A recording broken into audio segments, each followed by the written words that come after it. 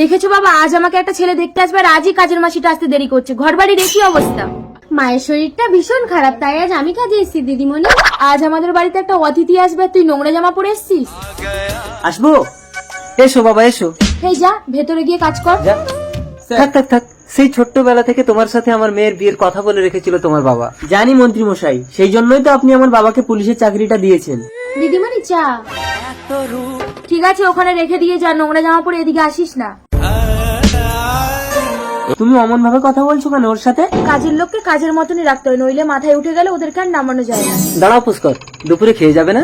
আপনার মেয়ের ব্যবহারে আমার পেট ভরে গেছে, খাবো না, আসি। পুষ্কর। এই মল্লিকা, কাঁদিস না রেনি, তোমার বাবার চাকরিটা কিন্তু চলে যাবে পুষ্কর।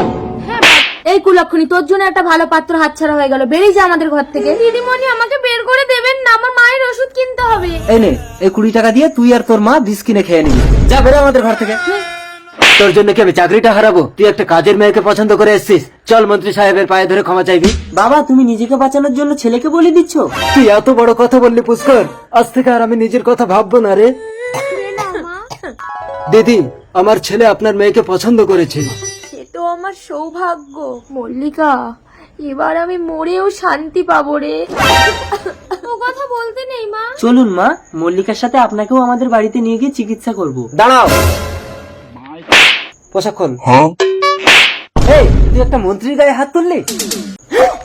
স্যার, বাবা, একটা ওয়ান ডিউটি পুলিশ অফিসারের গায়ে হাত তোলার জন্য তুমি একে গ্রেফতার করো। ভিডিওটি ভালো করে দেখে বলুন পুষ্কর আসলে কে।